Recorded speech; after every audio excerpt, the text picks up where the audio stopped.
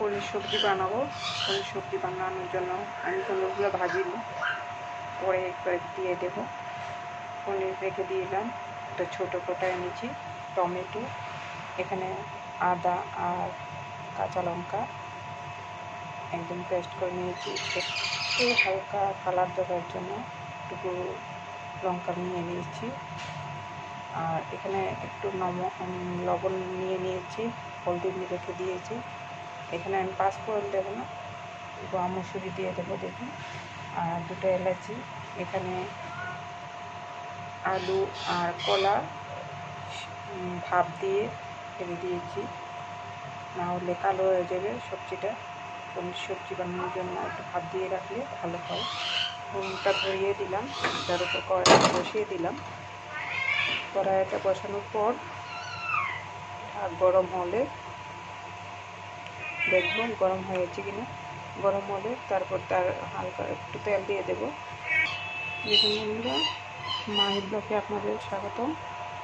দেখুন এর মধ্যে কড়াইটা গরম হয়ে গেছে, আমি শুকনো লঙ্কাটা দিয়ে দিলাম, তারপর তেলটা দিয়ে দিলাম। দেখতে থাকুন আপনারা, তেলটা গরম হওয়ার সাথে সাথে শুকনো লঙ্কাটাও হয়ে যাবে। তার মধ্যে এলাচিটা আমি দিয়ে দিলাম, তার মধ্যে গোয়ামরিচটা দিয়ে দেবো। এখন গোয়ামরিচটা দিয়ে দিলাম, তারপর দিয়ে দেবো টমেটো।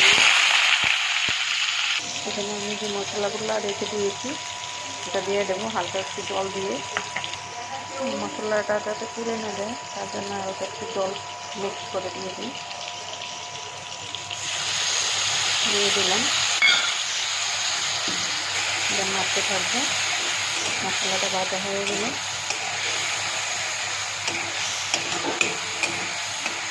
পনির আর আলু কলা যেটা রেখেছি সেটা দিয়ে দেবো। লবণটা এটার মধ্যে দিয়ে দিয়েছিলাম। তারপর আলু আর কলাটা সিদ্ধ করে রেখেছিলাম হালকা, সেটা দিয়ে দিলাম। আলু আর কলাটা সিদ্ধ করার পর এটা দিয়ে দিলাম। তারপর আমি পনিরটা দিয়ে দিলাম। পনিরটা হালকা করে নাড়ছেন যাতে না যায়। পনিরটা কাঁচা পনির দিয়ে দিয়েছি, কারণ বাচ্চারা খেতে অসুবিধা হয়। ভেজে নিলে পনিরটা একটু শক্ত হয়ে যায়। নিজেরা পনির বানালে একটু দোকানের পনির, তাই আমি ভেজে নিচ্ছি না, এখানেই ফ্রাই হয়ে যাবে। তারপর ভালো করে কষানো হলে আমি জল দিয়ে দেবো। তারপর গরম মশলা দিয়ে আপনারা নামিয়ে নেবেন। নমস্কার, আপনারা আমার চ্যানেলে সাবস্ক্রাইব করবেন,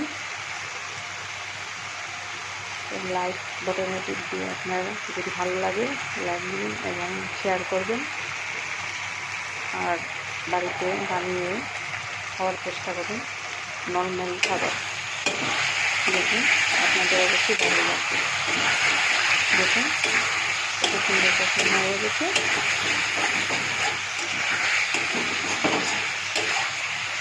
2 মিনিট করে বেশি টাইম লাগে না এটা রান্না করতে, 10-15 মিনিটের মধ্যে হয়ে যাবে। এখন আমি এখানে জলটা দিয়ে দিচ্ছি পরিমাণ মতো।